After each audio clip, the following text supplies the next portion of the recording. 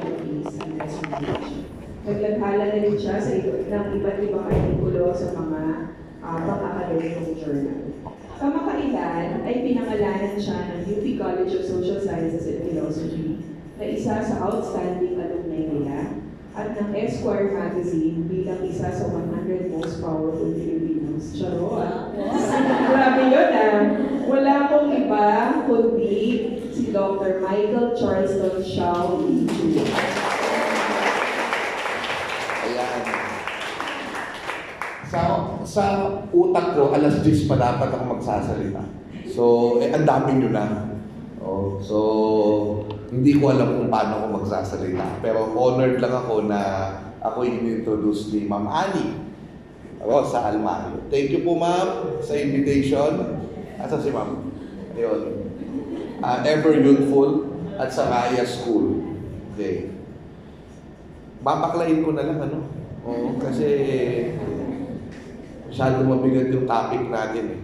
Yung topic natin ay tungkol sa pagkabansa. Sino ba yung mga social studies dito na teacher? AP, nasa kamay.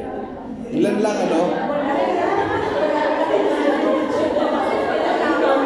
So basically, bago sa inyo ang sasabihin ko. Kasi I'm sure, bagamat siyempre, yung iba naman may hilig sa history, kahit na nagtuturo ng English, hindi ito yung preoccupation natin ng maraming tao sa Pilipinas actually. So, lalo na yung concept of nation. Like, di ba? Una, akala ng marami, automatic yan. May bansang Pilipinas, pinanganak ka na Pilipino, sa birth certificate mo, Pilipino ka. Di ba? Hindi ka lumaki sa farm. Di ba? So, ano ka? Di ba? Pilipino. But it doesn't come like that. Hindi siya ganun kasimple. So, sige, anuhin na natin ito. Anuhin ko lang ito.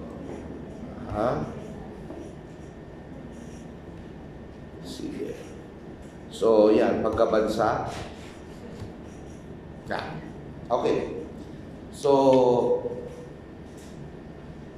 please subscribe to my YouTube channel. Xiao Chua.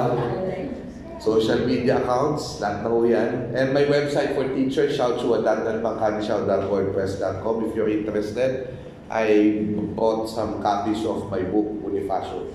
Ang unang Pangulo. Bayani Biographies Andres Bonifacio.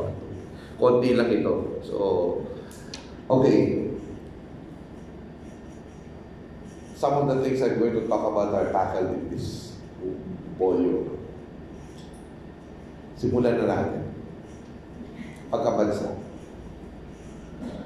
Ano yung definition doon? Pag sinabi mong one nation o isang bansa na ang isang mamamayan, anong kahulugan? Diba? So, pwede mong sabihin na actually complicated yan. Iba pa yung estado. So, mas madali kung estado ang i-define natin. Pag estado, may tatlong elemento yan. Tao, gobyerno, teritoryo. So, state yun. So, Philippines is a state. Pag may citizenship ka na Pilipino, bahagi ka ng state. Ano bang klaseng state yan? Anong gobyerno yan? Republika. We are under a democracy. Diba? Yung bansa, medyo mahirap i-define. Diba? Kasi pag bansa ng pinag-usapan mo, hindi na lang yan tungkol sa pagiging estado. May kasama ng kultura yan. Isang kultura o pinagsasaluhan, huwag na mag-isa, pinagsasaluhang kultura. Alright? Ang tanong, di ba? We have a multi-ethnic, multilingual, multicultural people. Ano ibig sabihin nun? Sa, Summer Linguistic Institute, SLI, SIL, Summer Institute of Linguistics. Yan. Noong mga 10 years ago, 171 daw yung languages, including Filipino Sign Language. I know nadagdagan na yan. And when we talk about languages o mga wika, we're not even talking about dialects here. Of course, you know this already, the difference between a language and a dialect. Pag nakakarinig ko sa radyo, sa mga politiko, hindi pa rin nila alam. Cebuano sa dialect daw, mga ulul. Anyway, so hindi po, wika yan, wika, distinct. 171 or sabihin mo ng 170 plus distinct languages, which means 171 distinct cultures yan. Because a language is represented by its culture, sabi nga ni Seo Salazar. Ay, mahalaga yung wika sa kultura. Kasi pag sinabi mong wika, yun ang bangko, yun ang video ng inyong culture. Bakit? Kaya mahalaga yung ginagawa ni National Artist Virgilio Almario na inaayos niya yung wika natin. Di ba? Ano yung natutuhan. Han. Diba? Natutuhan. Di ba? Hindi natutunan. So mga ganun. Pati naayos ang wika kasi kaya ng bangko ng iyong kultura. Diyan tayo mag-iipok ng konsepto. Pag kailangan natin konseptong yun, huhugutin natin yun sa wika. So, walang kultura na hindi nire-represent ng kanyang wika. So, kung isa kang bansa, siguro maganda na meron kang wika na nagre-represent nung kabansaan mo. Filipino nation, anong nagre-represent? Filipino. Pero, malakas din yung English. And for many people, English nga yung represent yung kanilang expression. English talaga. Hindi marunong mag-Filipino o hindi talaga nakaka-intindi ng Filipino. I think there will be a confusion there. Kasi minsan nag-iisip tayo sa English. Ina-articulate natin yung kultura natin sa lente ng ibang tao. Which is confusing. Eh minsan hindi mo na alam kung Pilipino ka pa ba. Yan ang problema. Okay. Uugatin natin sa maikling lecture nito. Maikling lang to. Bakit tayo nagkaganito? Like what the happened? Bakit tayo nagkaganito? Sige. So, pag sinabi mong nation, nasyon, ibig sabihin, ano yan? Iba-ibang pag-refine. Minsan, dinidefine yan sa pamamagitan ng rasa. Race. So, halimbawa, si Adolf Hitler, noong 1930s, diba? Dinefine niya yung German nation na bahagi ng tinatawag na Aryan race. At sinabi niya, yung hindi kasama dyan, ibig sabihin, tanggal ka. Excluded ka. So may mga German citizens, German citizens na may dugo lang ng Hudyo at hindi Aryan. O halong Aryan at Hudyo, basta may dugong Hudyo, tanggal yung mga yun, talsik sila. At alam nyo nangyari doon, di ba? Kaya sa totoo lang, pag sinabi ng nationalism sa ibang bansa, masama ang kahulugan ng nationalism. Dito sa Pilipinas, may konsepto tayo ng nationalism ay maganda sapagkat hindi pa natin nabubuo yung nasyon natin. Marami pa tayong dapat buuin. At pag sinabi mong nationalism sa atin, mamaya malalaman niyo kung bakit. Mas ito'y pag-ibig sa tinubuang lupa. Kesa sa yung kami ito, kayo iba. You get me? Kaya sa America, patriotism. From the word patria. Patria, lupa. Lupang pinupuhan. Oh. Lupa ko, patria. Kaya patriotism ang mas doon. Sa atin hindi, wala tayong problema dyan. Kasi yung nationalism doon, talagang ginamit sa masama. At hanggang ngayon, si Trump, yung nationalism niya sa America, America first. Sabi niya, America first. Wala, hindi ako orange so hindi ko yan. So, yun, yung rasa ang batayan, white. Ang Amerika, white lang. Alam niyo ba na pinaproblema na yan ni Rizal noon? Kasi according to Mr. Floro Kibuyen, Dr. Floro Kibuyen, sa kanyang akdang A Nation Aborted, binasa niyo sa Rizal si Johann Gottfried Herder. Anong sinabi ni Johann Gottfried Herder? Hindi, isang German philosopher yun, ha? Hindi ang pagkabansa ay hindi sa pamamagitan ng dugo. So hanggang ngayon may confusion dyan, di ba? Kasi halimbawa ako, Xiao Chu ang pangalan ko sa stage name ko. Hindi naman ako marunong mag-Chinese. Hindi naman ako lumaki. Lumaki ako sa farm, by the way. Pero marami akong marami akong picture nung bata ko, Oh. Naalala ko ang kabataan ko. At hindi na talaga kami nag-Chinese ng family. Kasi yung tatay ko, ilang beses bumagsak sa Chinese 1 yun eh. Nakapasa lang yun kasi minemorize sa libro ng Chinese. What is a shout at why o tontua? Kaya minemorize yun, tapos lagi na sinasabi sa amin, you're so weird, Dad. Hindi niya naiintindihan. So, wala akong ka-Chinese. Pero ang dami-daming nagsasabi, yung historian na yung Chinese, gusto ko talagang murahin eh. Well, hindi naman nakakaya kung Chinese talaga ako. At meron naman akong Chinese heritage talaga. Pero sasabihin mo sa akin, wala akong karapatang maging historian dahil may Chinese heritage ako. You are missing the point of what a nation is. Because according to Johann Gottfried Herder, hindi yan tungkol sa dugo. So tatanggalin niyo yung notion na brown Filipino, part of the brown nation, ganyan. Bullshit. You get me? Okay. According to Johann Gottfried Herder, it is ang kailangan para maging nasyon ang isang bayan ay sentimiento national. National sentiment.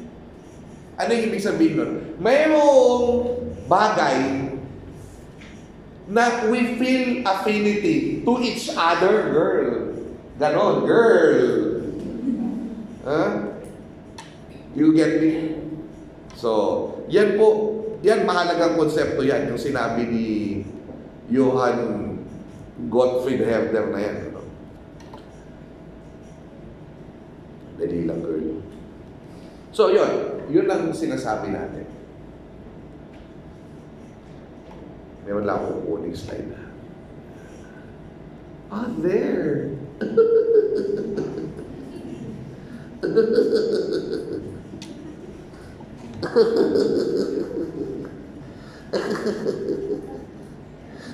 Nakakuha ko din. Saya. Kaya kompleto na yung lecture ko.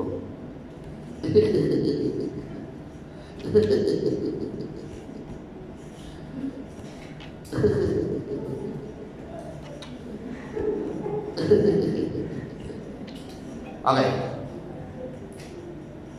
Punta na natin yung Philippine setting. Kung ano ang nangyari sa atin, girl. Last one. Nasaan na yung paghahati? Ayun. Maganda itong paghahati nito. Mamaya ko na lang ipapakita. O sige. So, sentimiento nasyonal. What brings us together? Sa akin ang sagot doon, kultura. Kultura ang sagot doon. What brings us together is our culture. Eh sir, wait a minute.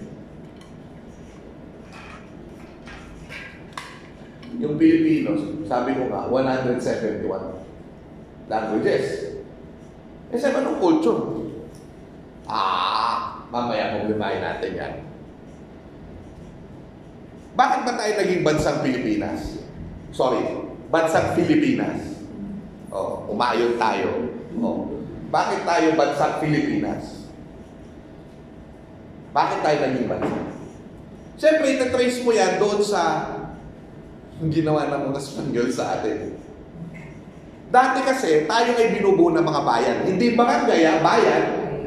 Ayon kay Damon Woods, ay nagkamali si Father Plasencia na tinawag niyang barangay yung community. At siya na nagsabi nun sa lahat ng mga contemporary colonists na eventually inadapt ng mga Espanyol to be the community. And eventually, inadapt ni Marcos. Kaya naging barangay tayo. Bago si Marcos, barrio tawag natin sa barangay. Binalik na yung barangay. Spanish era yan. Bayan. Binubuo tayo ng iba-ibang bayan. Iba-ibang kultura, iba-ibang politika, iba-ibang leader. So, hindi tayo one nation. Okay. Dito, complicated ang kwento. Dahil ang mga Espanyol, dinivide tayo. Okay, bakit tayo dinivide? Kasi divided naman talaga tayo. Archipelago tayo. Wrong! Actually, kahit bayan-bayan tayo nung unang panahon, nag-uugnayan tayo dahil ang kultura natin, bagamat iba-iba, ay nagmula sa isang mother culture. Ang tawag ko sa kulturang yun, yung natin ngayon, Austronesian culture. Wika. Yung 171 languages na yan, galing yan sa isang mother language. Yung language ng mga Austronesians na dumating dito sa Pilipinas 5,000 years ago. Alright? Maliwanag? So, ibig sabihin, kung titignan natin yung mga pattern na yan, pwede tayong magkaisa. At ibang lecture na yun. Ibang lecture na yun. Mahaba yun. Yun yung titignan mo yung pagkakapare-pareho natin as a maritime culture. Why? Because, noong unang panahon, hindi tayo ang tao. Di ba, maritime culture tayo. Sabi nila, di ba, watak-watak tayo dahil archipelago tayo. Wrong. Ang internet natin noon, na nagbuklod sa atin, ay mga tubig at ang mga dagat. So, yun ang nag-ugnay sa atin. Now, dumating ang Spanish, dinisrupt yung buhay. Actually, sabi nila, what is Filipino culture? Dapat magbahay mo tayo ulit, maging Austronesian tayo ulit. Hindi ganun. Hindi ganun, girl. Hindi ganun. Ganito yan. Kung ano man ang Filipino culture ngayon, ay produkto ng ating kasaysayan. So, nagsalpukan ngayon nung 1500s, yung tatlong kultura. Yung katutubong kultura, Austronesian, yung Islam, at yung Katolisismo, yung Spanish. Boom! Yung pag-enkwentro na yun yung naging Filipino culture. Kasi sasabihin mo, dapat magbalik tayo sa kulturang Pilipino. Bakit kayo Katoliko? Katoliko galing sa Spanish yun. Pero kasi sa ating kasaysayan, yung Katolisismo, kasi ang tingin natin sa mga ninuno natin, uto-uto.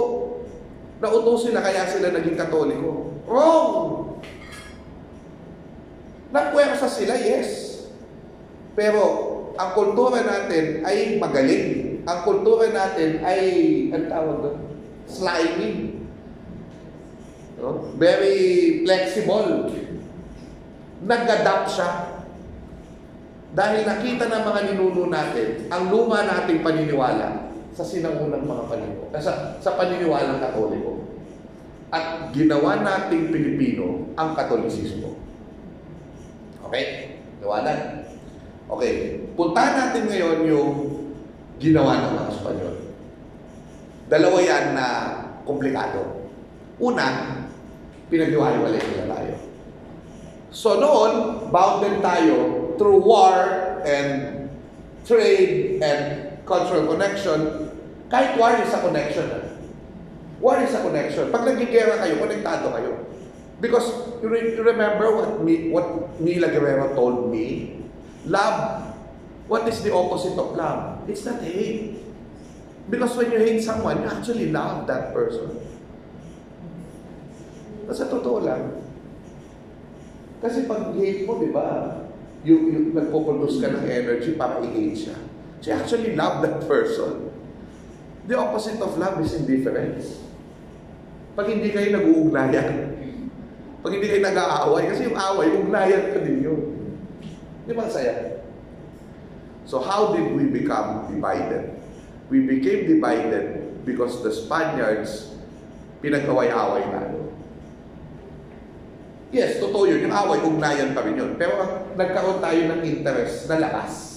Yung iba. So, halimbawa, yung Kapampangan, kumampi sa Kastila yan. Yung mga Panay, Ilonggo, kumampi sa Kastila yan. Kapag ka nagkaroon ng pag-aalsa dito, sila yung padadala. So, nagkaroon ng resentment against each other. Yung Moro, naiwalay yun. Kasi dati sila yung mayaman sa kapulong ito dahil sa China trade, kinuha ng Spanish sa China trade. So, nangharas sila. Yung mga pangangayaw. So, we became divided. So, nationhood, paano yan? Wala na. Pero may ginawa rin yung mga Espanyol that contributed to us becoming a nation. Ginawa nila tayo isang teritoryo. Diba? Isang administrative, juridical administration. So, paano natin makikita yan? Makikita natin yan doon sa lumang mapa Murillo Velarde. Diba yung pinakamatandang mapa sa Pilipinas? O, nabuo. Na sobrang detalyado, girl. May ginawa pa yung mga Spanish. Kaya tayo nagkaisa. Alam niyo ano yun? Pinahirapan nila tayo.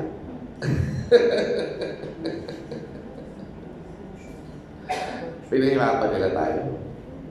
Isa mo na yung madyoha dyan. Di ba? Di ba napanood yung pelikulang Madyoha? Na-feel nyo yung pagka-Pilipino nyo? Diba dahil naka-identify kayo dun sa humihingi lang naman sila ng pagkakapantay-pantay tapos ginarote Madyoha. Oh. Gugbusa.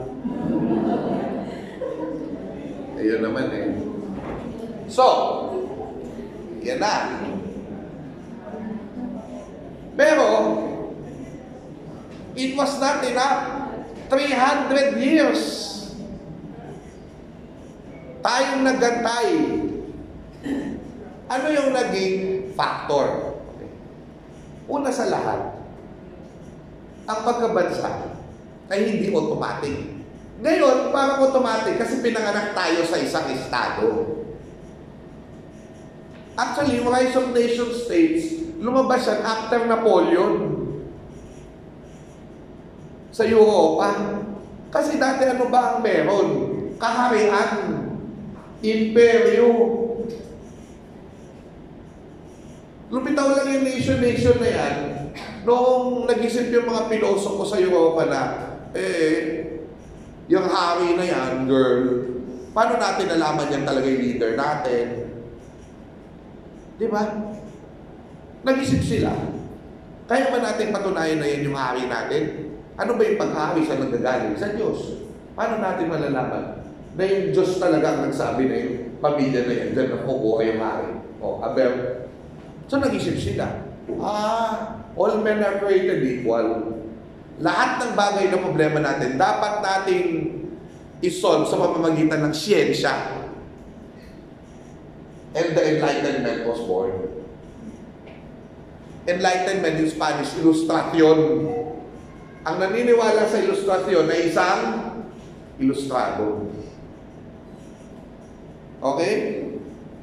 So the power of science, na ang tao ay pantay-pantay, papasok na yung ideya na yan, yung pagbubuo ng gobyerno na hindi nanggagaling sa Diyos, kundi ang kapangyarihan nanggagaling sa tao. sabihin, nagkakaroon tayo ng gobyerno, pinahiram ka lang ng tao ng kapangyarihan. Social contract ang tawag doon. Liwanagin natin konti. Social contract, ganito lang yan. Simple-simple. Lahat tayo ay pinanganak na malaya. Pero lahat tayo pinanganak din masama. Ang human nature natin, mga tarantado tayo lahat. So kung malaya tayong lahat, ano ibig sabihin nun? Simpleng-simple. Magpapatayan lang tayo. Di ko gusto yung ginawa mo sa akin, papatayin kita. I will kill you. Patayin, patsun ta. I will kill you. Patayin kita. Ayos ba? My God.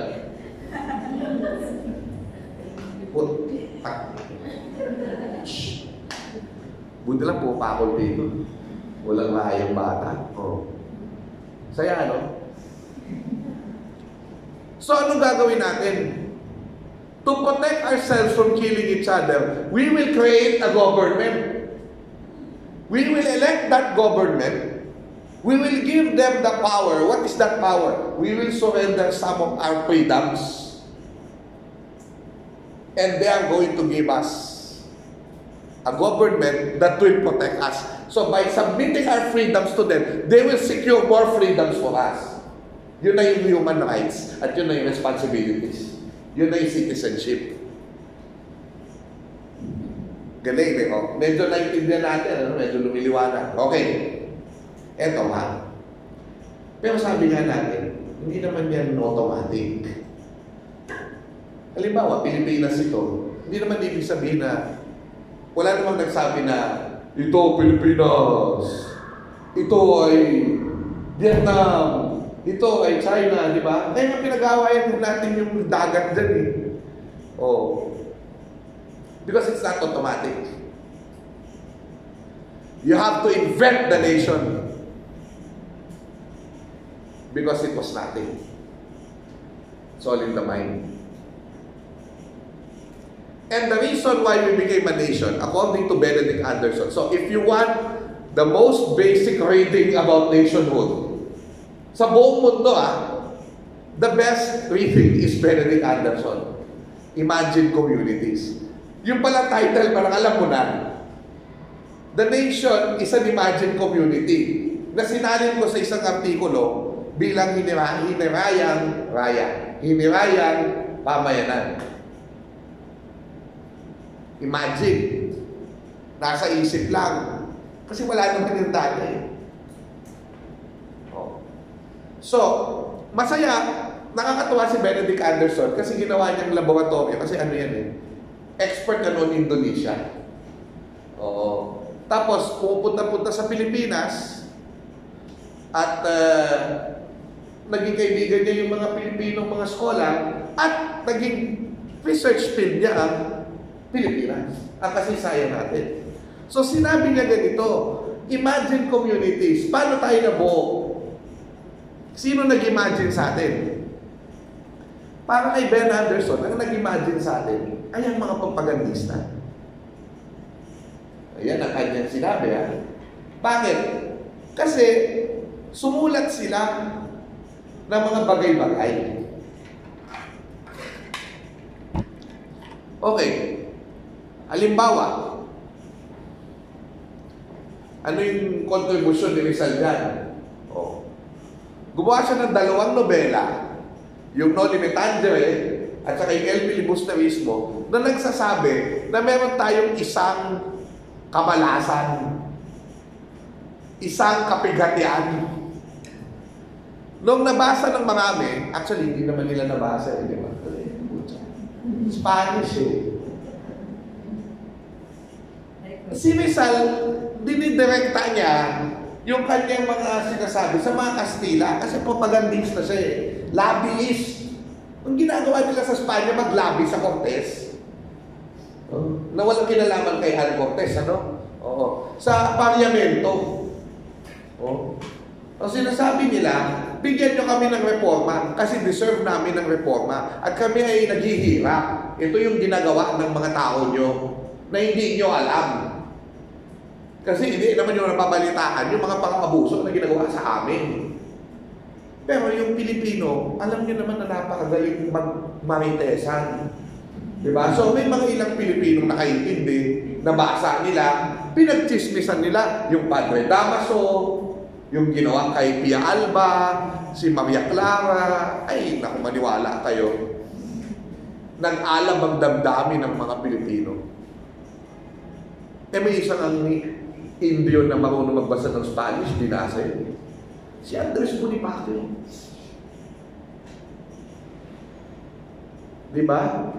Nabasang no limit Tangerete el filibusterismo. At doon natin na-realize, ay, may sisa din sa bayan ko. Ano yan, bayan ng San Diego?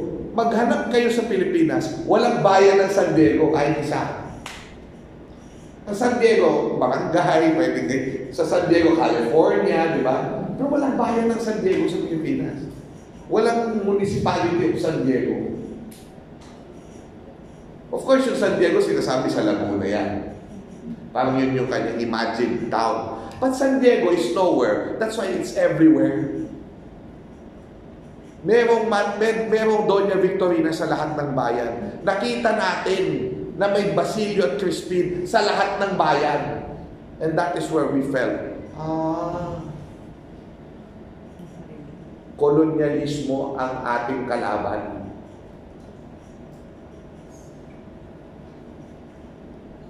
Yun ang ano. Now, of course, confusing ito. Rizal wants to be a Spaniard, right? Propagandista sila eh. See you Salazar said, yung concept of a nation, medyo ito confusing. For them, for Rizal, baka yung concept of the nation nila is the concept of a nation under Spain. A distinct nation under Spain. Why? Because Spain is a United Kingdom. Catalonia, Castilla, Basco, all of these are different. Aragon, Leon, all of these are different nations under one kingdom. Distinct lahat yan. Di ba yung Catalonia, recently gusto umiwalay sa Madrid? Oh. Barcelona yun, ha? Just imagine, Barcelona is not Spain anymore. Catalonia. Oh. Ganon, girl. So, probably that is what Rizal wanted. Or probably they only wanted that. Sabi nga ni Father Schumacher. So, iba-ibang teorya. One step lang yung Hispanization. Para peaceful ang transition to becoming a nation, a separate nation with its own identity. O, punta tayo sa identity. Hindi lang dapat natin ma-feel na isa yung kalagayan natin. Kailangan ma-feel natin yung sentimiento national. Saan natin ma-feel yun? Kailangan ma-feel natin na isa yung kasaysayan natin out of many. And that's why Rizal have to annotate a Spanish book to tell us na ang mga ninuno natin ay hindi mga bobo. So first, twofold yan. First, to show us that we can go to our ninuno to find our commonality. And number two, twofold. Hitting two birds at one stone. To actually learn or tell the Spaniards, hey, we're not bobo. You can give us freedoms. We deserve freedoms because we're not stupid people. Kaya nga doon mo rin makikita, bahagi ng kanilang pagkabansa, ang kanilang pagiging Renaissance men. Di ba? Sina Juan Luna, Antonio Luna, hindi sila isang nag-focus sa isang disiplina lang. To prove their nationhood, they have to have many talents. So si Antonio Luna, pharmacist. Diba?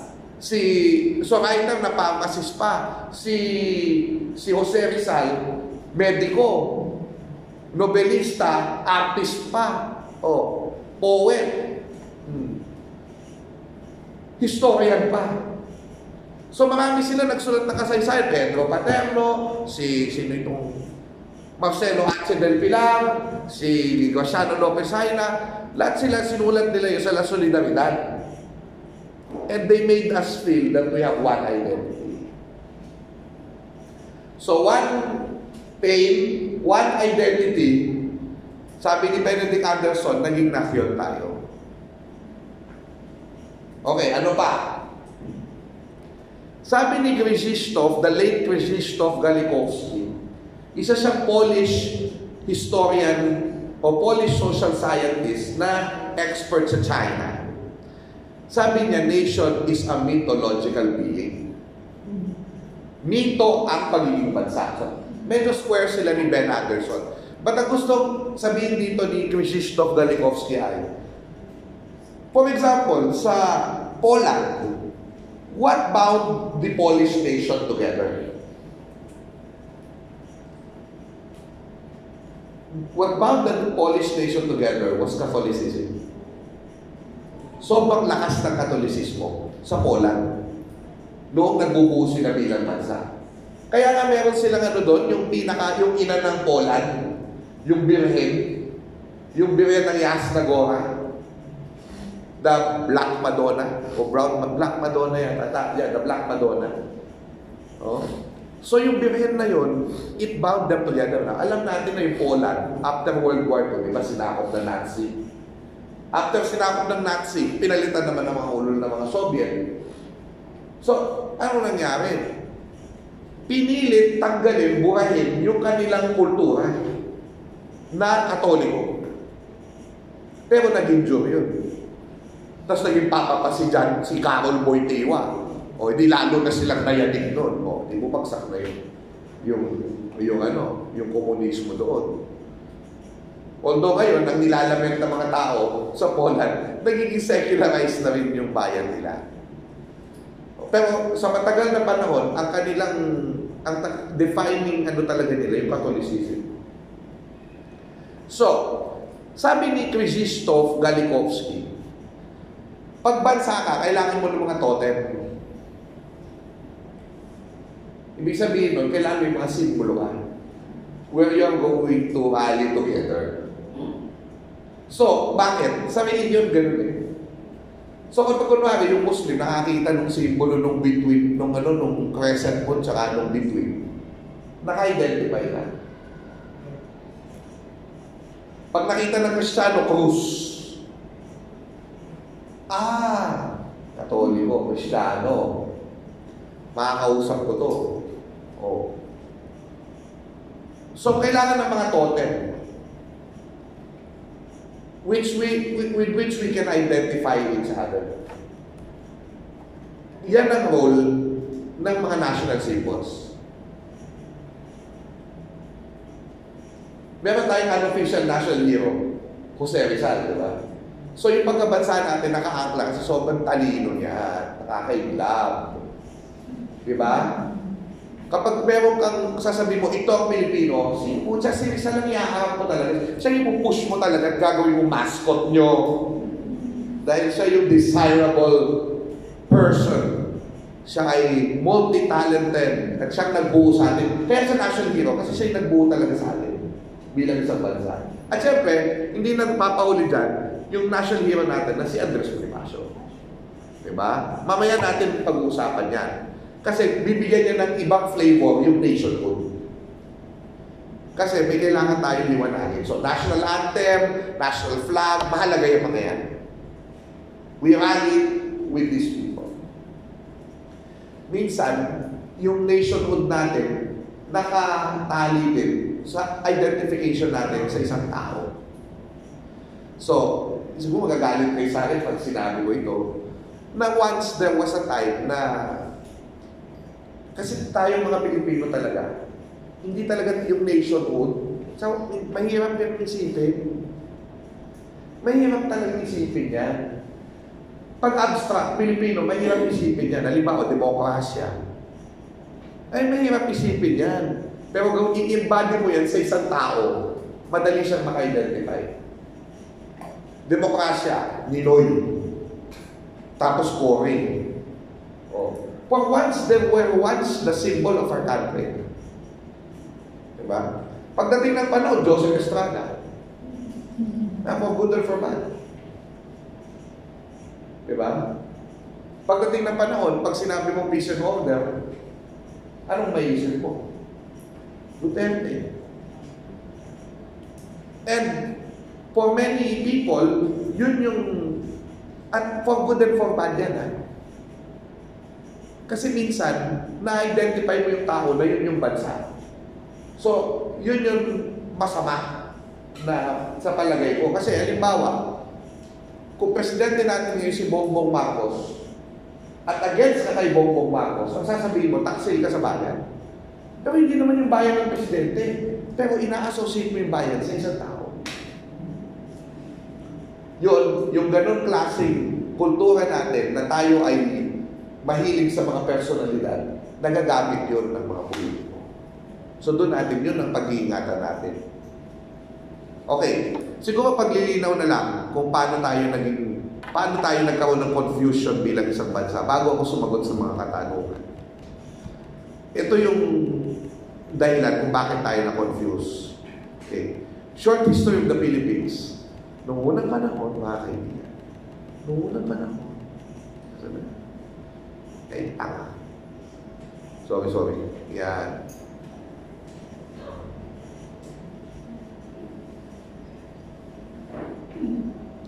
Okay. Noong unang panahon, kahit iba-iba tayo ng bayan, ang diwa natin ay ang diwang bayan. Dumating ang Spanish, may mga nasakop sa atin, pero kahit nasakop tayo, yung diwa ng bayan ay nagpatuloy. You get me? Kasi dapat hindi natin tagapin na wala yung kultura natin eh. It changed, but it was not gone. The spirit is there. Pero may nangyari. Noong 1800s, tandaan natin, noong unang panahon, pag Indio kayong lahat, ang mga prinsipalyang Indio lang ang sinuwerte. Diba kasi naging mga opisyal ng gobyerno, yung mga dating dato na. Yung Timawa, na dating malayang tao, sabi ni Nancy Kimuel Gabriel, nag-iba ng meaning. Di ba, ano ang Timawa ngayon, girl? Pag sinabing Timawa, di ba? Hampas lupa, di ba? Strickland, slap soil, di ba? Strickland, slap soil, o yan, hampas lupa, mahirap pa sa daga. Yan ang Timawa ngayon. Dati, malayang tao, naging alipin. Bakit? Kasi yun ang nangyari sa Timawa. Naging Indio. Okay. So, Indio tayong lahat. Liban sa mga prinsipalya. Eto, tsaka mistiso. Eto nangyari.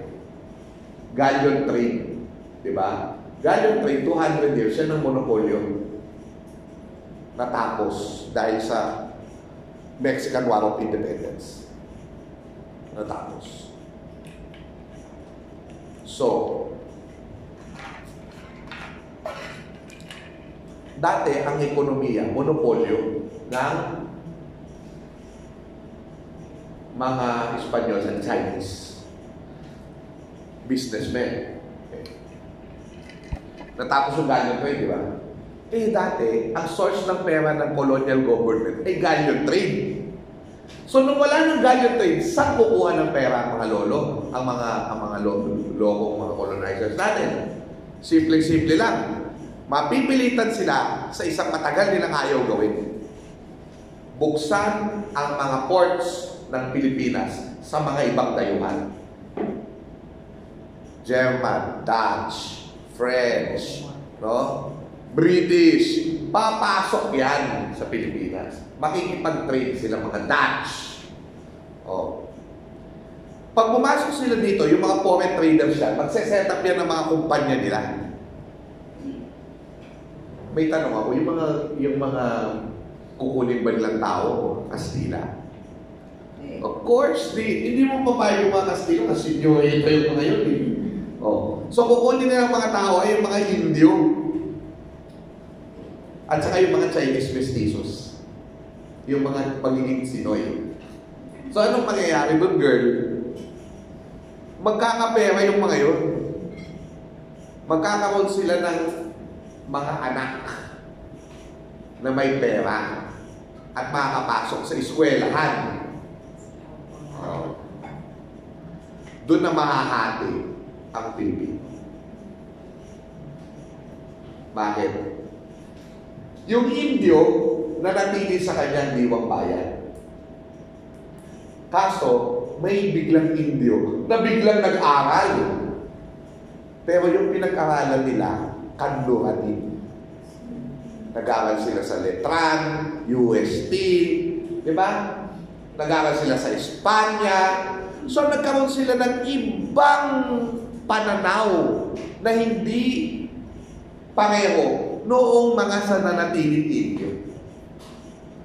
Ang tawag dyan ni Seo Salazar, dyan magkakaroon ng tinatawag na damuhalang pagkakahating pangkalinangan. And this is the very reason why our nationhood is confused. Okay, hindi ibig sabihin, malinis na pagkakahati yan. Huwag niyong isipin na malinis yan. Pero in simple terms, bakit may EDSA 2 at EDSA 3? Di ba? Bakit mayroong pag-aaway yung mga dilawan at yung mga BBM/DDS? Kahit na sa totoo lang, sa mga supporters, among the supporters yan. Yung mga leader naman, lahat naman yung mga elite. Ginagamit lang tayong lahat. Pinag-aaway tayo sa FB. Di ba? Oh. Yun po yun. Yan ang dahilan. Kasi mga katulad ni Rizal, sa totoo lang ha, atin natin lang. Gusto ko si Rizal.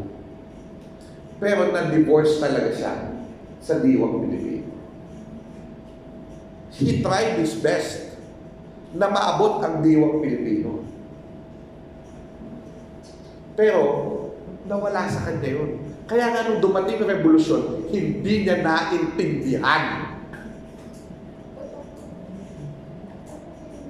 Kaya naging ambivalent siya. Ambivalent. Sasama ba ako? Hindi. Pabago-bago siya nag-isip eh. Oh, gusto ko ba to? Hindi. In the end, gusto niya pala. Pero huli na. Kasi pinuhay na niya revolutionaries eh. Before that, tinawag niya mga ulol. Manifesto of December 15. Oh. Pang-komplikado ng history natin, ano? So yes, Rizal is there. Yung mga ilustrado, they did not get it. Kaya, maganda babasahin nyo yung sinulat ni Almario. Yung himagsikang 1896. Kasi yun yung diwa na nanatili sa Indio na ni-represent ni Bonifacio. But eventually, for the 1896 revolution, in the meantime, magsasama yan. Diba? Pag nagsama sila, di nag-revolution na tayo. Doon sa pagsasama nila, puta nag-away pa rin sila. At alam nyo na yung nangyari doon. The birthing page of the way we were created. Yan ang mga sugat na dala-dala natin hanggang ngayon. Pinatay ng mga tao ni Aguinaldo, yung ama ng himagsikan, ang ama ng pagkabansanan. Si Bonifacio. So, yung damuhalang pagkakahating pangkalinangan, yun ang gusto nating wakasan. Yun ang gusto nating bagtasin. Ang problema, sa educational system natin, dihado talaga yung maliit. And we are separated ng mga Inglesero. Madidistinguish mo yan, yung marunong mag-Ingles at yung mga nasa bayan. Now, again, hindi ko sinasabing hindi sila marunong mag-Ingles. Na basic English. Ang bayan. Diba? Hindi masamang mag-Ingles. Ako nag-Ingles din ako. Pero pagkausap natin ng bayan, ano pag ginagamit natin? We cannot alienate the people we want to serve. Diba? Kaya nga galing-galing ng mga politiko eh. Kuha nilang wika ng bayan, kaya nila naloloko. At actually, hindi naman nagpapaloko ang bayan. May nakita sila sa certain politiko na yun, kaya sila sumama doon. Na ang problema, yung mga sinasabi nating disente, Pero westernized lang pag-iisip, hindi talaga nila makuha.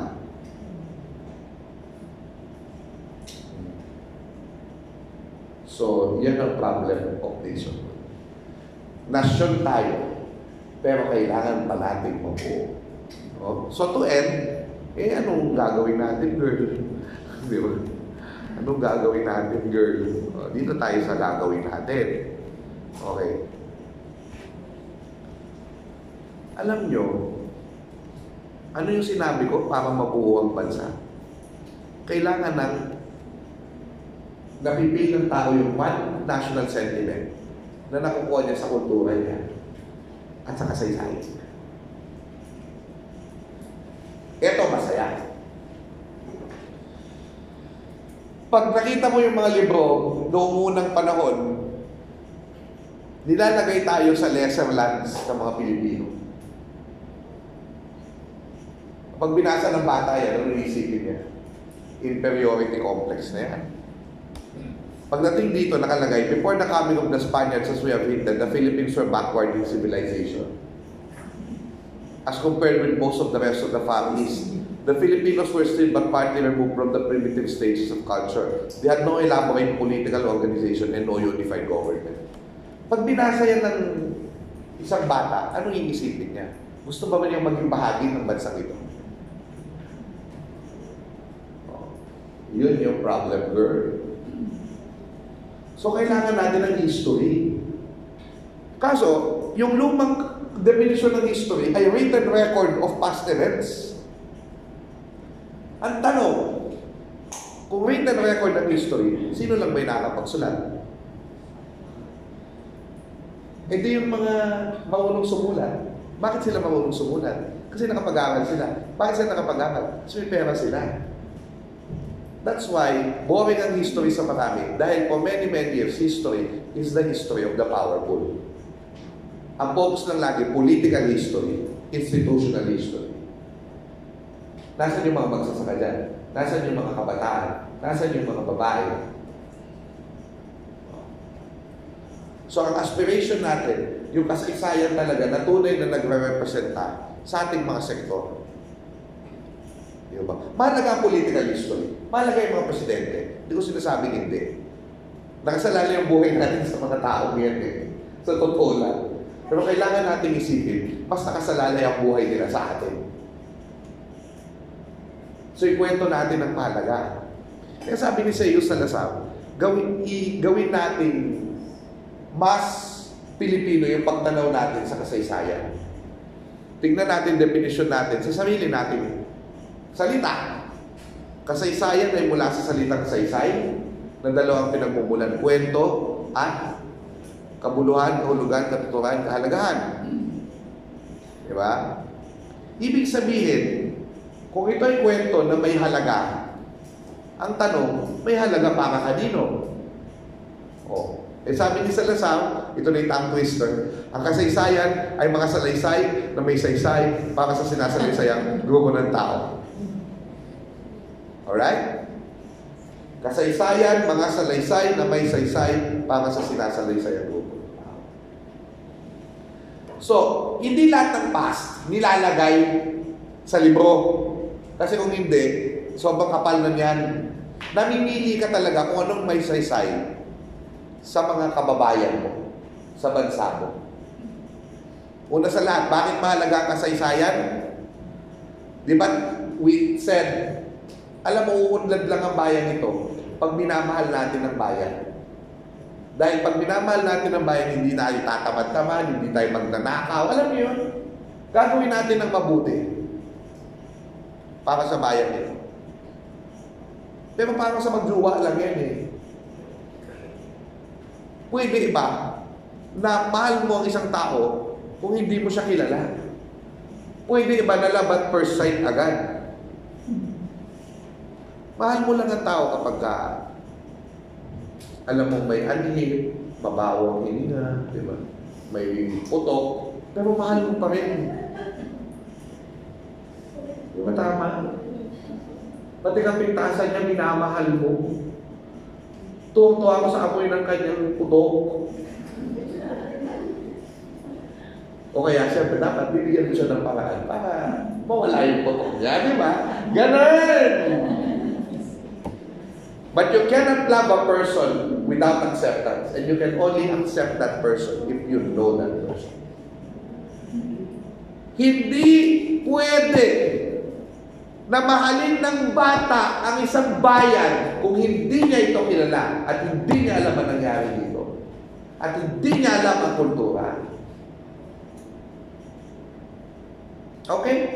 Maliwanag? So, that means, naalala niyo ba itong noong si Virgilio S. Almario, ang chairperson ng National Commission for Culture and the Arts. Meron siyang programa noon. Oh. Actually, hindi ko alam kung saan nag-start, pero definitely, ay lumabas yung mga libro because of him. At ito yung nakalimutan ko yung pangalan. Hindi, magandang programa yun eh. Sagisag Kultura. Diba? O kung nagtulong ba sila ni Felipe de Leon Jr. Whatever. Whoever. Basta silang naglabas din. Sagisag Kultura.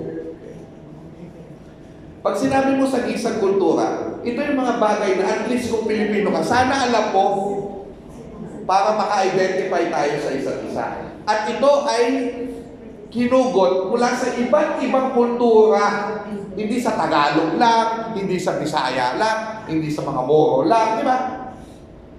Para tunay tayo maka-identify sa isa't isa. And I will now go to what we call cultural education. Yan ang panghuli. Dahil yan ang matagal na programa na involved ako sa National Commission, NCCA. Ako po'y nagtuturo ng graduate diploma in cultural education. Since 2013, if I'm not mistaken, nag-ikot ako sa buong Pilipinas na nagtuturo ng review of Philippine history. Sino ang mga estudyante ko dito? Ang mga estudyante ko dito ay hindi lamang SOCSI o SOCSTAD teachers. Kasi akala nila graduate diploma in cultural education. Ako mga pinapadala lang yung mga PE, yung mga SOCSTAD. No! MAPE, no! Dapat ipadala dyan yung mga science teacher, yung mga math teacher, lahat. Itong pinag-uusapan natin ito, hindi lang ito para sa mga SOCSTAD. When we say cultural education, kung math teacher ka, gawin mo cultural ang mga example mo sa math. Ang mga problem solving. Sa science, ganun din. Ang mga example mo, tingnan mo dito sa kultura mo. Yun ang pangarap namin ni National Artist Virgilio Almario, is to really have a cultural education. Hindi lang nakasalalay sa mga SOCSTAD teacher ang pagmamahal sa bayan. Dahil holistiko yan. Diba? So, to end, I will tell you something. Noong unang panahon, may isang tao sa bayan na sobrang halaga. Siya siyang leader, leader. Yung nagsabi ng kwak-kwak. Iba pala yun. Yung leader. Yung leader na yun, alam niya basahin ang mga stars. Alam niya ang astronomiya. Scientist siya, girl. Alam niya rin yung mga halamang gamot. Doktor, girl. At siya rin yung nag-aaral ng mga etiko, natutulayin niya at i-chat niya kapag kailangan mag-ritual. Siya rin ang kinakausap ng mga anito.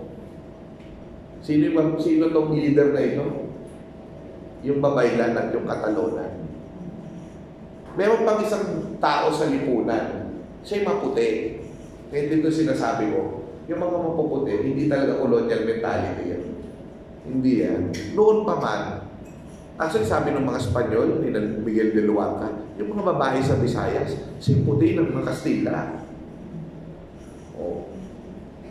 So may babae paputi na ayaw nilang paarawan, nilalabas na yun sa gabi. Oh. Nag-aaral ng mga epiko yun. Ang tawag doon, binukod. Okay. Ano ang role ng binukod at babaylan na napakahalaga sa lipunan? Pag nag-ritual na yan at nakikinig ang buong bayan sa kanila, once i-chant nila yung epiko, nagiging isang bayan, isang puso, isang diwa, may isang pinagmulan, may isang kinabukasan, isang mithiin, ang bayan na yun.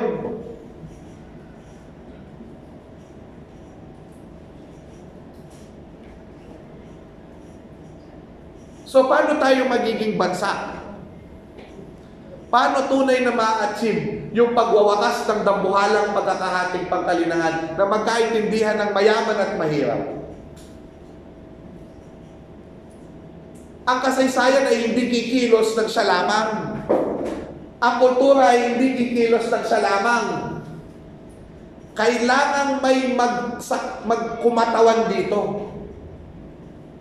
Kailangan may bagong babaylan na mga titindi para tumulong sa pagbubuo ng bansa.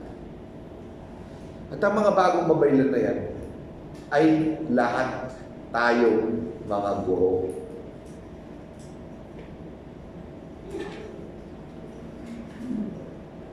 Yun, okay na yun. Maraming salamat po.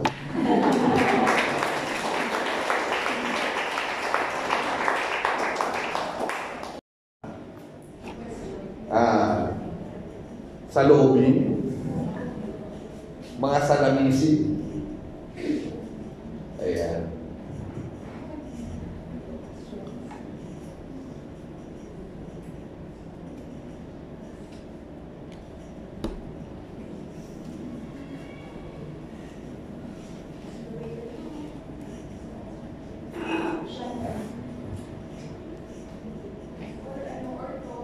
Oo, may mga reaction ba kayo?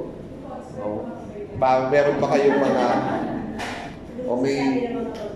o kaya minsan may tawag doon parang clarification kasi parang hindi nyo may mga taong ayaw sa concept of nation.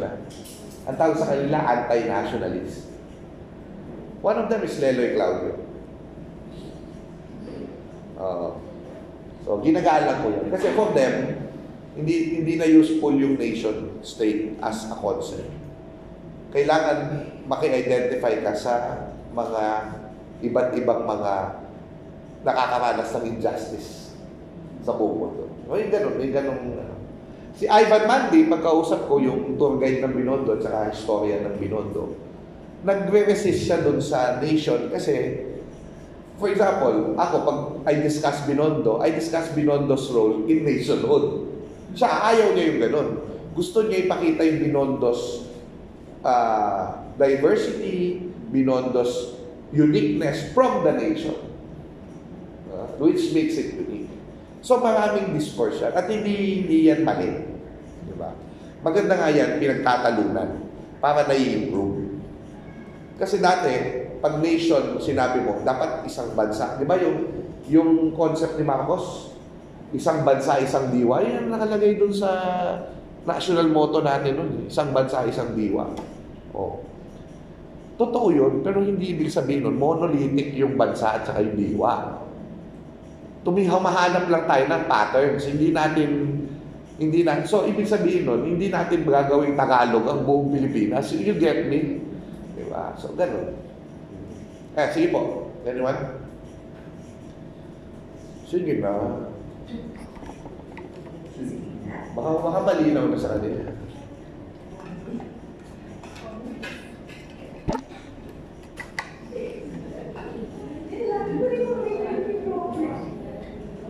Huwag na kayong mahiya. Ayan. Pwede mong magpa-picture. Pwede mong magpa-picture habang nasasalita ako.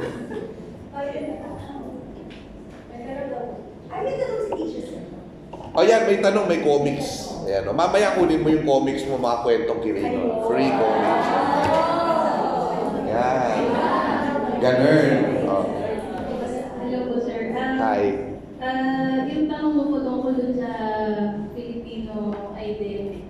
Kasi parang merong argument di ba po si Salazar at si Enriquez na kapag yung mga Filipino hindi na nakatira dito, lumipad na sa ibang bansa, tapos yung language nila hindi na rin Filipino, wilang English na yung ginagamit, which gano'n din yung mga students namin, pati yung mga ways nila, yung mga Ganda, oo. lahat ng influence sila Western. So parang gusto ko lang po malaman yung opinion nyo kung parang nakakabawas ba sa pagka-Pilipino ng mga bata pag ganun na hindi na yung galing sa bayan na kultura yung kanilang pamumuhay. Well, may tanong ako sa'yo. Pag ang isang tao hindi na naging embody nung sagisang kultura na lang, tingin mo ba hindi nabawasan yung pagka-Pilipino niya?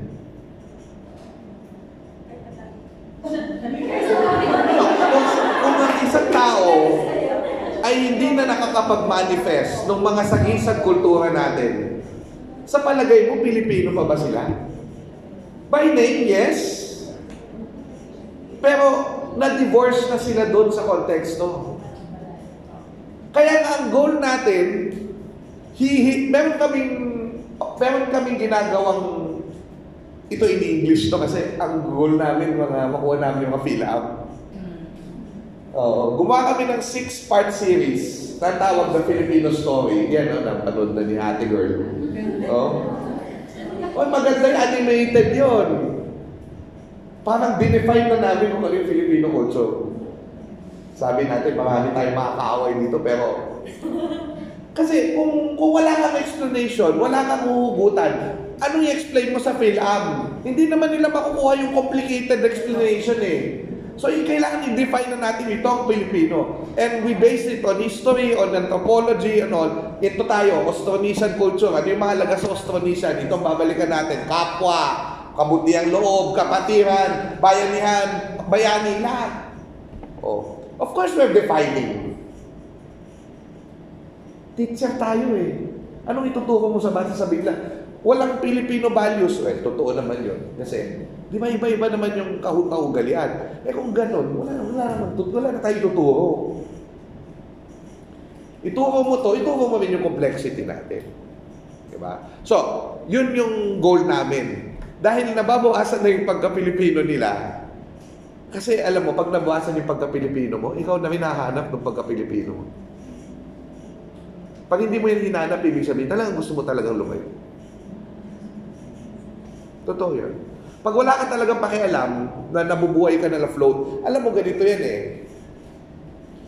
Ang isang Pilipino hindi niya kailangang sabihin o ipamalas yung sagisang kultura kasi yan yung buhay niya araw-araw.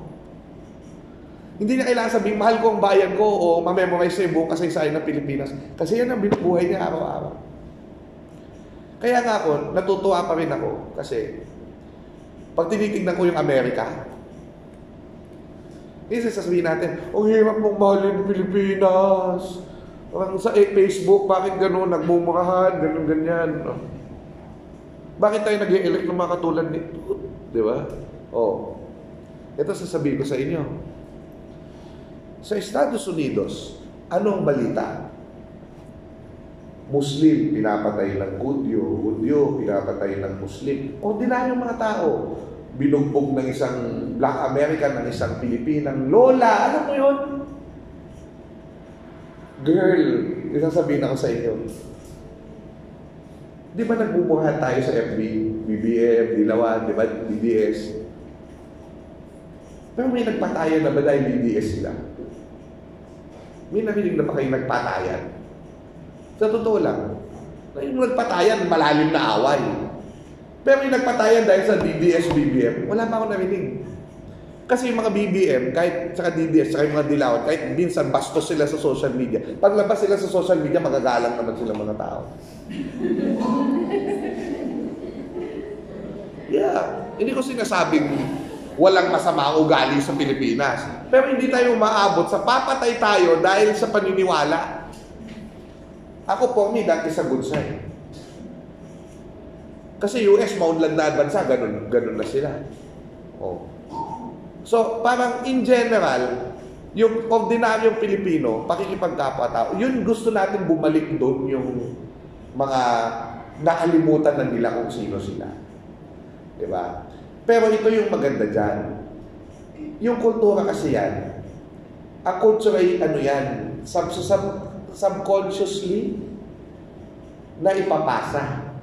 So in a way, kahit na yung mga Pilipino sa ibang bansa, kahit na hindi sila masyadong malay, na ipapasa pa rin eh. At yun yung kukurotin mo para hanapin ulit nila yung pagka-Pilipino. Kasi ang goal talaga namin sa The Filipino Story, yung mga film na yan, napakaraming film na yan.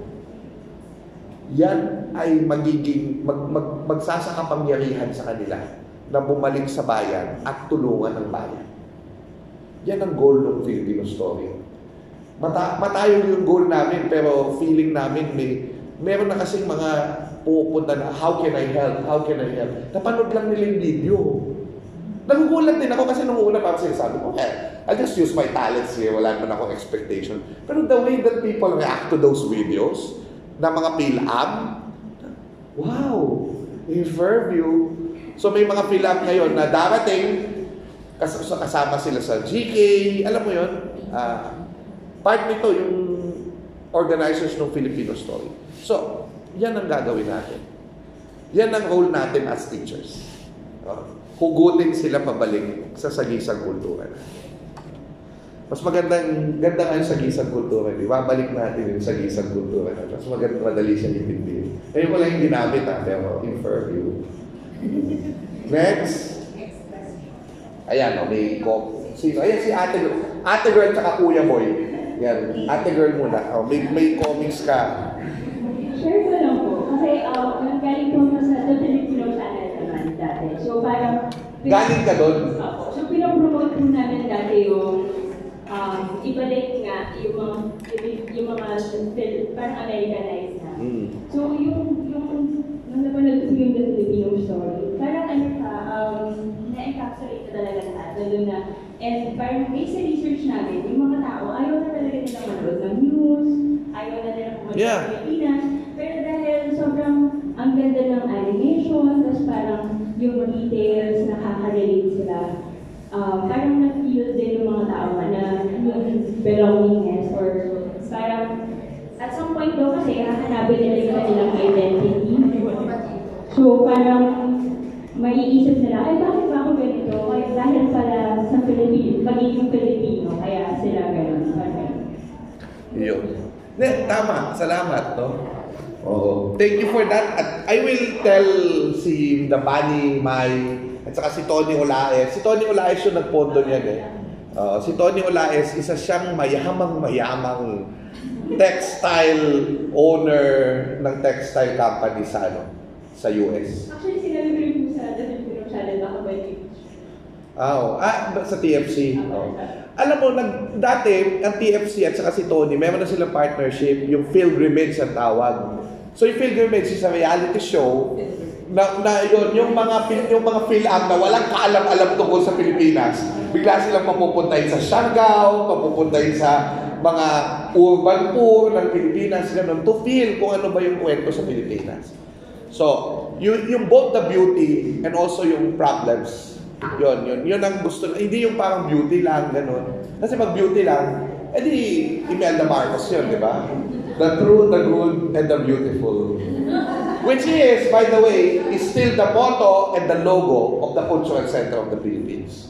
Nakita yung tatlong K na baybayin yun, di ba? Katotohanan, kabutihan, kabaitan, kagandahan. Katotohanan, kabaitan, kagandahan. Tatlong K. Yan ang CCP. Tignan niyo yung CCP logo. Imelda Marcos. May siya nagtatag doon. Si Kuya Boy. Happy girl po siya. Sige po, Happy Girl. Hi. Happy Pride. Hello po. Hindi ko po alam kung tama yung tanong ko. Pero Walang maling tanong. sige. Sa mga tanong ko po, ano pong epekto ng dual citizenship sa sense of country? At yung follow-up nyo, volatile po ba yung sense of country at ano yung mga pangunahing bagay na nakaka-apekto dito? Yung dual citizenship, ano lang yan eh. Estado yan eh. Di ba? Nasaan yung puso ng tao? Ano pa rin yung kulturang sinasalita niya? So, mas nagiging Americanized ka. Pag talagang, kunwari, kinalimutan mo na yung tag-Filipino, hindi ka nagsasalita nun. Di ba? But I don't think ganyan yung mga filam eh. Meron, sure. So yun, kung dual, ang maganda nga sa dual citizenship, eto masaya dyan. Ang maganda sa dual citizenship, hindi nila kailangan iwanan yung pagka-Pilipino nila. Di ba?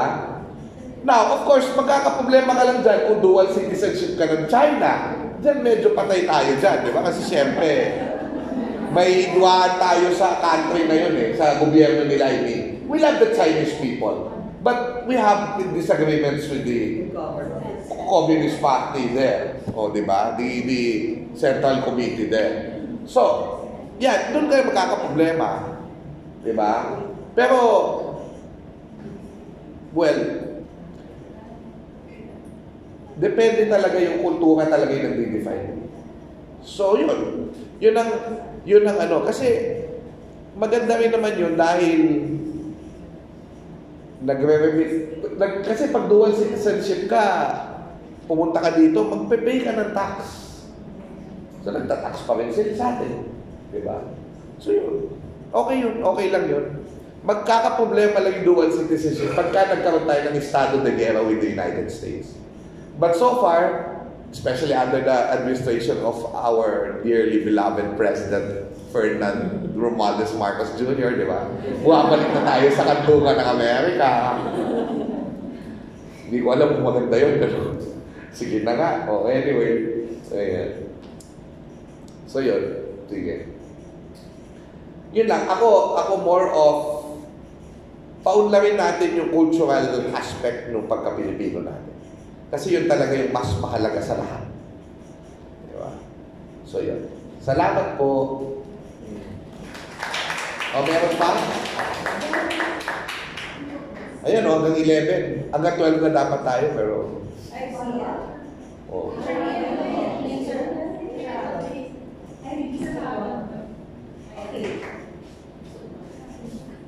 Good morning to teachers and to user. First, I would like to thank you po sa naging comprehensive discussion, especially sa Central Country. Naliwanagan most hopefully mga teachers, especially sa pag-remind sa amin kung paano ma-integrate yung cultural heritage natin sa pag-remind, especially sa mga hard sciences. Isa po siguro sa gusto ko rin tanong kasi like, kapag nag-discuss po sa mga classes, especially sa mga traditional classrooms, yung konsepto ng katutubo. Ang laging naging representation is kung hindi mga IDs, yung imahe ng mga Pilipino during the Spanish times. So tatanong ko lang po if ito pa rin po ba yung way kung paano natin i-define mga culture at kung ano yung sa Pilipino. Okay, ano yan eh, para yung dual citizenship. Double meaning kasi yan. Sa totoo lang, valid naman yung sinasabi mo na katutubo ay yung IP. For lack of a better term. Ano ipapalit mo? Yung lumad, di ba? Supposedly lumad ang pwede itawag sa kanila. Nagre-resist yung iba. Kasi lumad, hindi sila lumad. Sasabihin nila, mangyan kami. Ganun. So yung katutubo, mas ano pa yun? Mas, ito nga eh. Tayo, ang laki-laki ng problema natin sa tribes, di ba? Pero sila, tawag nila sa sarili nila, tribo. Oh. Pero wala silang hakap sa tribo. Pero tayo, kailangan politically correct tayo. So, huwag natin gano'n ethno-linguistic group o ethnic group siguro. Di ba? Kaso pag ethnic group, di ba tinatawag sa ethnic group? Tribo tayo tawag nila sa sarili nila. So, anyway, whatever that is, pero yung katutubo kasi, sabi ni Bonifacio, di ba, sa ni Jacinto, ang salitang Tagalog, ang kahulugan ay lahat ng tumubo sa sangkapuluan ito. sa mga tuwid Bisaya man, Ilocano man, Kapampangan man, etc. ay Tagalog din. Diba? So, huwag na natin muna problemahin yung Tagalog na kasi magkakaproblema tayo sa Kabisaya. Yung konsepto na lahat ng tumubo, yun katutubo. Lahat ng tumubo sa Sangkapulong ito katutubo. So, tayo, nagsusuot ng t-shirt, no? At saka nakikinig sa SB19, diba? At saka sa Bini, yung mga 18 at saka yung mga blues, hindi ba pwedeng katutubo din sila? So, yun yung mas malaking kahulugan. Pero hindi mawawala na for many people, katutubo means IP. At hindi na natin matatanggal yun. Kasi mas appropriate term. Pero may sasabihin ako sa'yo. Si Kidlat Tahimik, no, national artist, gumawa siya ng isang exhibition na pinapakita niya yung history sa punto de vista ng Pilipino. Ang tawag niya Indio-Genius. Indio-Genius. So, hindi ba yung Indio derogatory term? Pero pinakita ni Rizal, Los Indios Bravos. Hindi tayo bobo. Indio-Genius. Indeed, there is a genius in the indigenous. Ang kailangan natin tanggalin pala, hindi yung terminolohiya, kundi yung katutubo ay walang alam. Katutubo ay taga-bundok. Alam niyo, tanggalin na sa isip. Yan ang tatanggalin natin sa isip ng mga bata. Na, di ba, the greatest from the mountain, where do you live? Where do you live? Sinabi mo na lang, the greatest from the mountains, where do you live pa? Anak ng bakang damulan. Di ba, ang ganda nung kantang yun, the greatest from, where do you live? Mountain na. So, okay tayo, Okay tayo. So yun ang tanggalin natin. Ano kay Ma'am Ani, hanggang ano oras tayo? Pwede pa po. Pwede pa daw. Next. The greatest from the mountain, where do you live? Good morning po. Good morning. Po, nagtuturo po ako ng math and science. Ay, hello po. Interested po ako dun sa sinabi niyo on cultural education. Ay, sige po. Kung paano po yung program saan po. Parang lagi po namin ginubuo namin yun sa science and math na as much as possible naka-align pa rin sa pagiging Filipino. Correct. Pero marami din kami may struggle na yung content na syempre po ang basis nun, parang may idea pa rin na dapat matutuhan nila ito kasi pag nag-entrance test sila, ganyan, palabas din yan. Tapos, ganun din yung education system natin na naka-based din sa Western education. Ayan, tama. So, actually, merong totoo yan, may disjoint kasi, di ba? Ang ine-exam, international standards, di ba? Pag pumasok ka sa ibang, ito sasabihin ko sa inyo, hindi nyo naman kailangan baguhin yung tinuturo nyo eh. 1 + 1 is 2. Alam mo yun, it's still the same Pokemon. Trigonometry, di ba? Lahat ng yan, it's the same. Chlorophyll, hindi naman tatagalogin. You don't have to make Tagalog all these concepts. Ipapaliwanag nila kung paano nagkakaroon ng chlorophyll. Sa wikang naiintindihan ng tao, but you don't have to translate. Di ba yung iba parang kapnayan. Kalokohan yun eh. Yung mga kapnayan na yun, kalokohan yun. Huwag niyong gagamitin yun. Yung subject ko, parang, ano yung math nila? Sipnayan? Huwag niyong gagamitin yung katangantaduhan yun. Math. Tapos. Mathematics, doesn't matter. But you make paliwanag these concepts. Hindi kailangan isa dagdagan lang. 1 + 1, Hindi kailangan Tagalogin yan. Ang importante dyan, ano bang mga ginagamit na mga konsepto, example. Halimbawa, bakit instead of using American troops, di ba alam niyo yung there are 100 soldiers, 2 must die. How many were left? There are 100 soldiers, 2 must die. How many were left? Ilan? Bakit 99? Kasi namatay si Tomas. Di ba? 100 soldiers, 2 must die. How many were left? 99! Oh. Bakit? Kasi namatay si Tomas. Oh.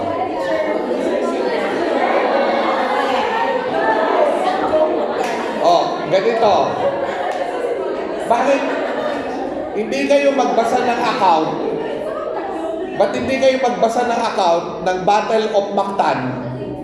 Tapos yun ang gawin yung problem solving. Oh, kasi di ba 1,500 versus 49. Alam niyo, dami yung pwedeng gawin. So pagbabasa kayo ng mga account sa history, pwedeng may mga problem. Halimbawa, paano nyo bibilangin yung taong pwedeng magkasya sa luneta? O, di ba? O, so ngayon, kailangan nyo yung books. May kanya, may nagbilang yan. Si Renato Constantino, Political Math Arithmetic, yung article niya.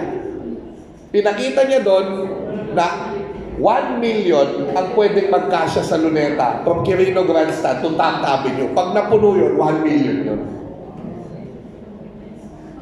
Okay? So, next.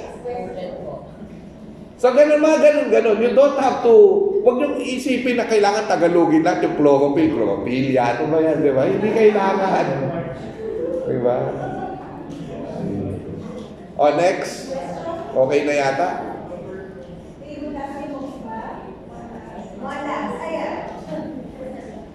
Ayan, may comics kayo. O, so lahat ng mga nagtanong, mamaya magpa-picture sa akin. Kasama yung comics. Sige. Sige, girl. Di ba po yung wika natin na parang Hello? na ginawa ko ni Sir Virgil at Mario na parang Filipino na niya kailangan ng pinigamit. I mean, which is the standard din dito. Pero parang may arguments na mga namin sa klase na bakit yung official na wikang ginagamit natin is kung ano yung nilatag ng mga Espanyol. So parang hindi ba contradicting? Kasi What do you mean? yung mga translation po lang Oo. Filipino, para sa lahat, yung ginagamit sa Filipino instead of Filipino, Pilipinas instead of Pilipinas, Ikaw, gusto mong masasante tayo pareho dito. Ikaw ba'y nag-aanap ng away? Gusto mag-away pa kami ni Emilio Almario. Sige. Hindi, ganito lang yan. Ganito lang yan. Actually, kasi ganito yan eh. Sa Indonesia, na-standardize nila ang wika. Kahit napakahirap. And by the way, ang wikang bahasa sa Indonesia, hindi yun ang majority na sinasalita sa Indonesia. Ang Javanese ang majority. Pero hindi yun ang pinili ng national language. And then, na-standardize nila. Diba? English, standardized din naman eh, di ba? Although may British English, may American English. Eh bakit ang Pilipino, iba-iba ang spelling? Di ba? Iba-ibang pagkasabi. So, ang gusto lang naman ni Sir Rio, maayos yung ating wika. Whether we agree, kasi ganito yan, dalawang school of thought naman yan eh. Ang wika ay dynamic, ay pwede magbago. So, yes, totoo din yun. Kaya problema at least yung, halimbawa, ito nga, kay Sir Rio, kapuwa nga yung kapwa eh. Nagre-resist yung utak ko dyan kasi lahat ng teksto ni Enriquez, kapwa yan eh, di ba? Oh. Hindi pa rin ako nagde-design. Bahala. Pagkarap mo sa Sir Rio, di kapwa ako. Pagkarap ko sa Salazar, di kapwa ako. Pag nasa kaya ako, Pilipinas ang tawag ko. Oh. Flexible ako, ganun. Pero ito, gets ko talaga yung gusto ni Sir Rio. Kasi, nakakalito sa bata pagka maraming rules na pwedeng balihin. Number 1. Number 2, ganito yan ha. Yung sinasabi mo, pag nagsasalin tayo, pag walang konsepto sa Pilipino, kahit alin magwika sa Pilipinas, hanapin mo, Una-una sa Spanish. Oh. Kaya nga, di ba, mayroon tayong salita, yung kontemporaryo. Correct. Hindi pwede kontemporaryo. Kasi sa Spanish, may kontemporanyo. Eh, di ba, di ba kontemporaryo yung gamelan Pilipino, di ba? Oh, dapat magpalit na ng pangalan yun. Kontragapi. Kontemporanyo. Kasi ano pa yung isa? May isa pang recent akong na-encounter na hindi, importante siya eh. So, halimbawa, quincentennial. Quincentennial. Ang ginamit, quincentenaryo. Pero apparently sa Spanish, hindi pala ganun. Quintocentenaryo siya. Oh. So sa kingdom, ito pa. Japan. Anong gamit nyo? Pag sinali nyo sa Filipino? H, di ba? Sa KWF, J. Yes, Japon na siya. Kasi yung sa Spanish, Japon. Pero ang bigas po ay H. Oo. Hapon. Ang spelling J. So ako, nagre-resist pa rin ako doon. Pero I know what Sergio wants to do. Kasi nakakalito talaga sa bata. Pag napakaraming, di ba, parang exception sa mga rules. Oh. Yun, nagigets ko yun. Kaso yung isang school of thought ka, doon dynamic ang wika. Eh, di ba, binabaklangan natin yung wika eh. Oh. Meron tayong Happy Pride, di ba? Chinorba. Oh. Chinorba. Ano yung Chinorba? Chorba, the word Chorbabus.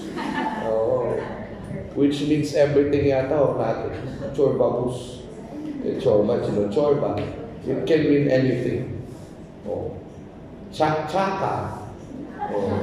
Ano yun? Lucita Soriano. Luz Valdez. Diba? Pagoda Cold Wave Lotion. Diba? Oh. Yung mga Pinoy ganun eh. Well, ganun nga. Pero again, if we want to intellectualize the language, then the standardization is a must. Lalo na if we want to make it an academic language, which we want to do. So yun. Walang away ha? Sige. Grazie!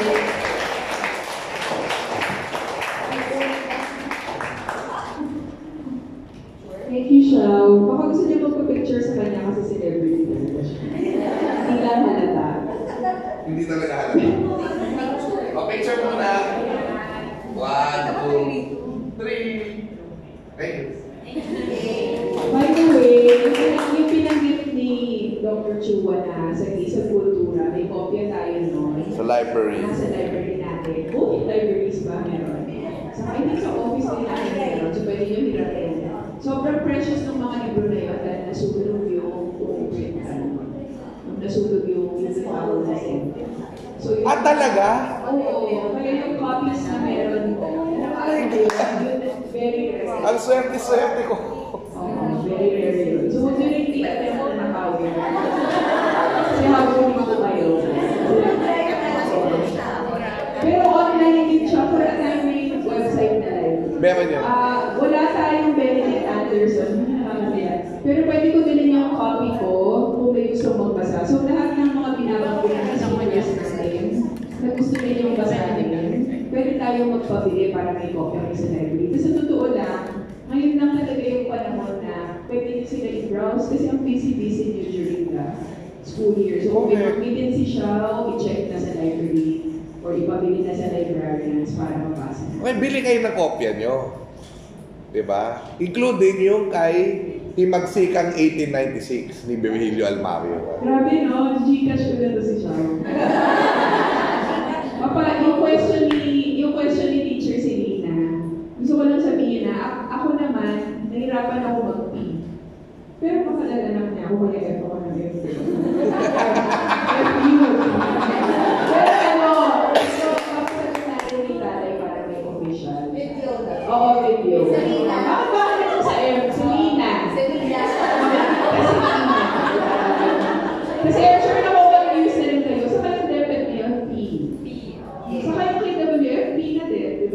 O kasi hindi na si Almario. Oo, pero talaga eh. Alam mo yung language, Political. and power.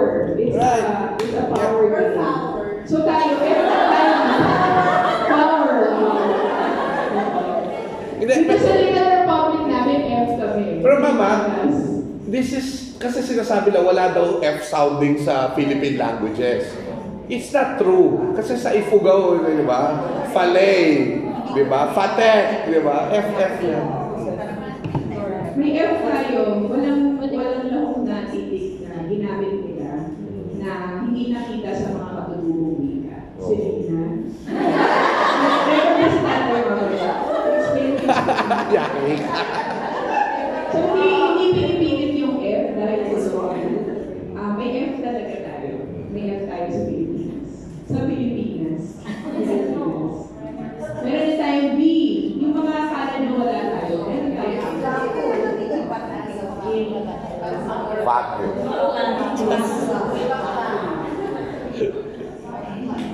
Saya. Ano for sale ba yung books mo, Shaw? Ito pong Bonifacio, pero 1, 2, 3, 4, 5, 6, 7 lang po yung dala ko. Okay, gusto bumili ng books kay Shaw at magpasal. 300 lang. Magkano? 300 lang. 300. Oh. Oh, pwede ko yung wallet. Or Gcash. Ano Gcash? Pwede. Pwede Gcash. Okay, so yung magsumapasahin. Thank you, Shaw. Palakpakan natin si Shaw.